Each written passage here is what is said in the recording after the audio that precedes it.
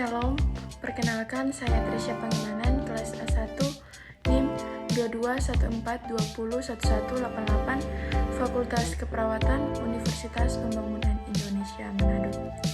Tujuan saya membuat video ini untuk memenuhi tugas ujian akhir semester dengan mata kuliah Pancasila, dosen pengampu Aprilia Widya Mande, SH, SS, MH.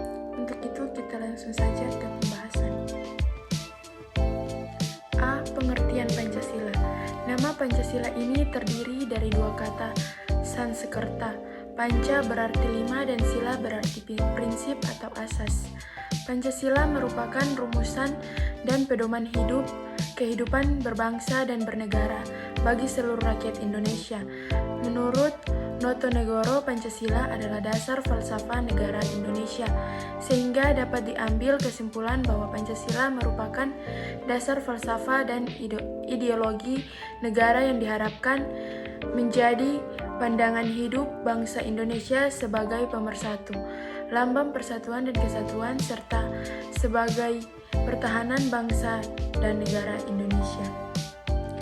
Menurut mantan Presiden Republik Indonesia Soekarno-Hatta, Pancasila adalah isi jiwa bangsa Indonesia yang turun-temurun yang sekian abad lamanya terpendam bisu oleh kebudayaan Barat. Dengan demikian, Pancasila tidak saja falsafah negara, tetapi lebih luas lagi, yakni falsafah bangsa Indonesia. B. Gambar sila-sila Pancasila. Yang pertama, ketuhanan yang Maha Esa. Yang kedua, kemanusiaan yang adil dan beradab. Ketiga, pemersatu Indonesia. Yang keempat, kerakyatan yang dipimpin oleh hikmat kebijaksanaan dalam permusyawaratan perwakilan. 5. Keadilan sosial bagi seluruh rakyat Indonesia.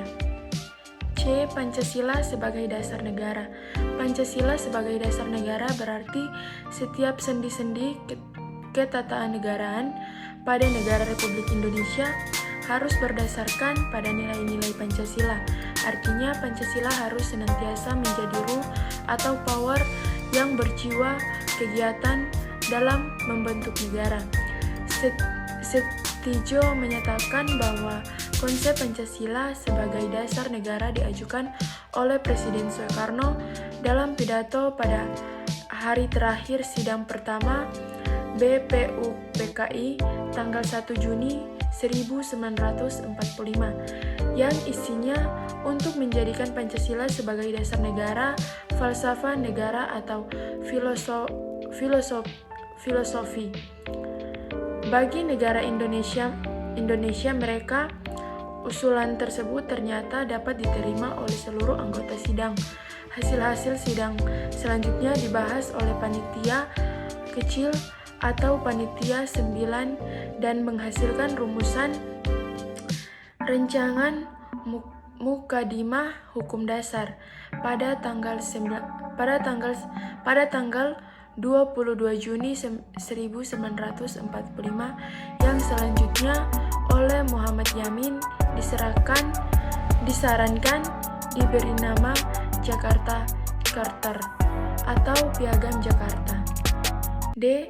Fungsi Pancasila sebagai dasar negara. Kelima butir tersebut tercantum dalam alinea keempat pembukaan Undang-Undang Dasar 1945, sebagaimana yang telah diketahui oleh hampir semua warga negara Indonesia bahwa fungsi pokok dari Pancasila adalah sebagai dasar negara, meskipun sebenarnya masih banyak fungsi-fungsi lainnya yang tak kalah penting dan bernilai sakral bagi bangsa Indonesia sendiri dalam membangun kehidupan berbangsa dan bernegara. Oleh karena itu, berikut adalah penjelasan mengenai fungsi-fungsi Pancasila. Yang pertama, Pancasila sebagai pedoman hidup. Di sini, Pancasila berperan sebagai dasar dari setiap pandangan di Indonesia. Pancasila haruslah menjadi pedoman dalam mengambil keputusan dalam menghadapi suatu masalah. Yang kedua, Pancasila sebagai jiwa bangsa. Pancasila haruslah menjadi jiwa bangsa Indonesia. Pancasila yang merupakan jiwa bangsa harus terwujud dalam setiap lembaga maupun organisasi dan insan yang ada di Indonesia. Yang ketiga, Pancasila sebagai kepribadian bangsa. Kepribadian bangsa Indonesia sangatlah penting dan juga sebagai identitas bangsa Indonesia. Oleh karena itu, Pancasila harus diam dalam diri setiap bangsa Indonesia agar bisa membuat Pancasila sebagai kepribadian bangsa. Yang keempat, Pancasila sebagai sumber hukum. Pancasila menjadi sumber hukum dari segala hukum yang berlaku di Indonesia.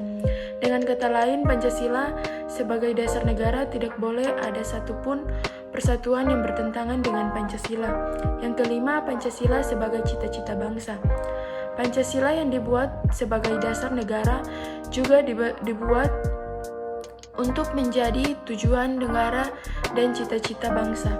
Kita sebagai bangsa Indonesia haruslah mengidamkan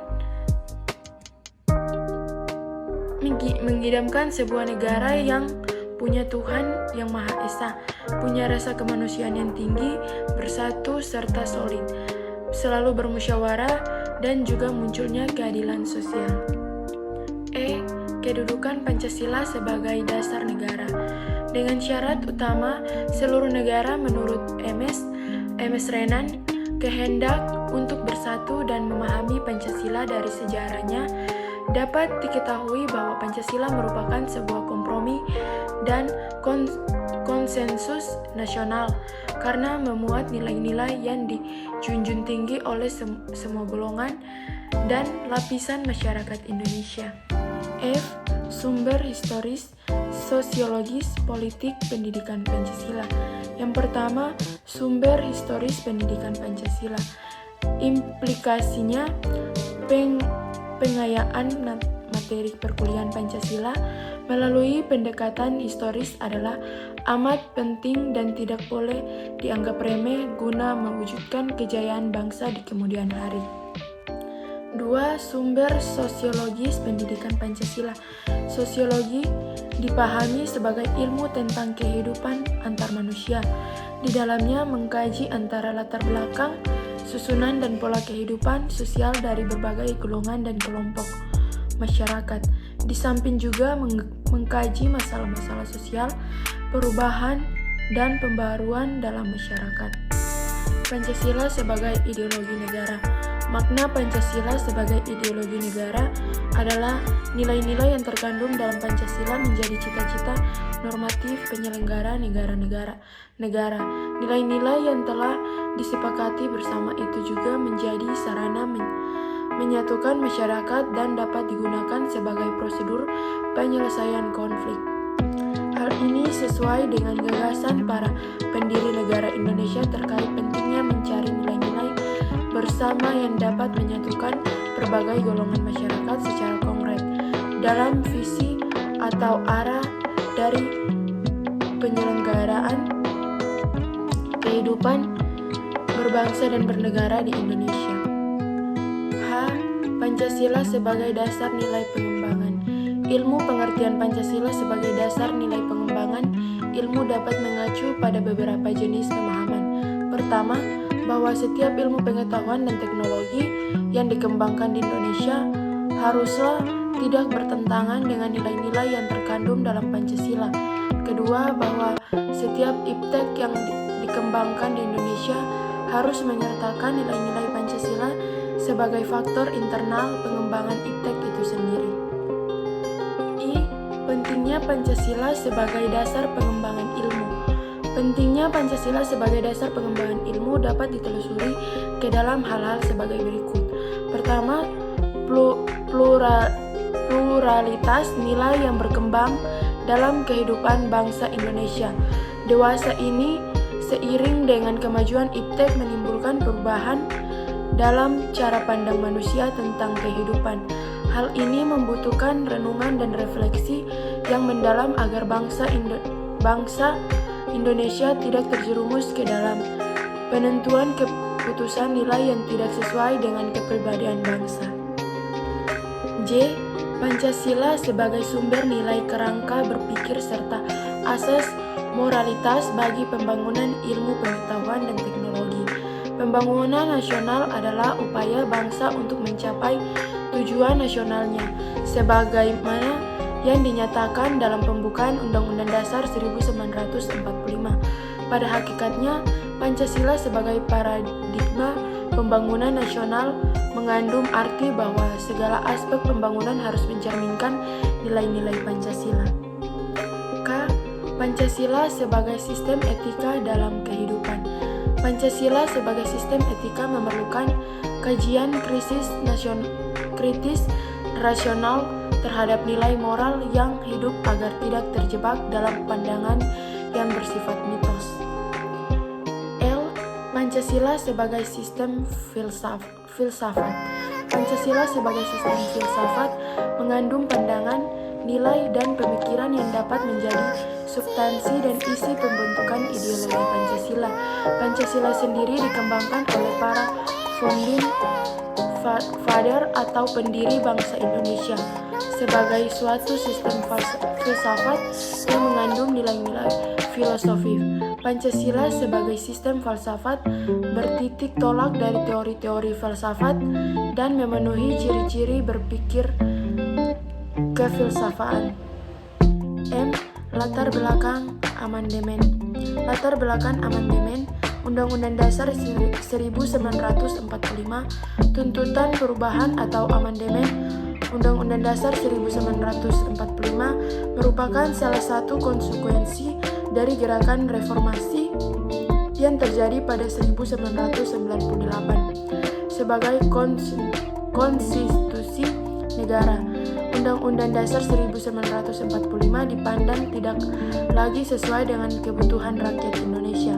Latar belakang amandemen UUD 1945, tuntutan perubahan atau amandemen UUD 1945 merupakan salah satu konsekuensi dari negara reformasi yang terjadi pada 1998. Sebagai konstitusi negara, UUD 1945 merupakan salah satu konsekuensi dari gerakan reformasi yang terjadi pada 1998. N. Sistem ketatanegaraan Indonesia pasca amandemen. Konsep negara hukum mempunyai karakteristik sebagai berikut. Penyelenggara negara berdasarkan konstitusi, kekuasaan kehakiman yang merdeka, penghormatan terhadap hak asasi manusia. Kekuasaan yang dijalankan berdasarkan atas prinsip bahwa pemerintah, tindakan dan kebijakannya harus berdasarkan ketentuan hukum. O. Implementasi nilai-nilai Pancasila. Implementasi nilai-nilai Pancasila dalam kehidupan bermasyarakat, berbangsa dan bernegara diupayakan agar tidak mengakibatkan perpecahan yang merugikan setiap orang, bahkan dapat merugikan negara Indonesia. Pancasila sebagai ideologi bangsa, terdapat nilai-nilai yang bisa diaktualisasikan dalam kehidupan sekitar. Sila pertama, ketuhanan yang Maha Esa, mengandung nilai yang luhur dalam kaitannya dengan ketuhanan, keagamaan, keadilan, dan kenegaraan. Sila kedua, kemanusiaan yang adil dan beradab, mengandung makna mengenai penghormatan terhadap orang lain walaupun setiap masyarakat memiliki perbedaan yang beragam. Sila ketiga, persatuan Indonesia. Masyarakat Indonesia diharapkan dapat menempatkan persatuan, kesatuan, serta kepentingan dan keselamatan bangsa dan negara di atas golongan atau pribadi. Yang keempat, kerakyatan yang dipimpin oleh hikmat kebijaksanaan dalam permusyawaratan perwakilan. Kerakyatan Indonesia adalah demokrasi yang dipimpin oleh hikmat kebijaksanaan dan mufakat. Sila kelima, keadilan sosial bagi seluruh rakyat Indonesia. Masyarakat Indonesia menyadari sepenuhnya bahwa manusia memiliki hak dan kewajiban yang sama di mata hukum.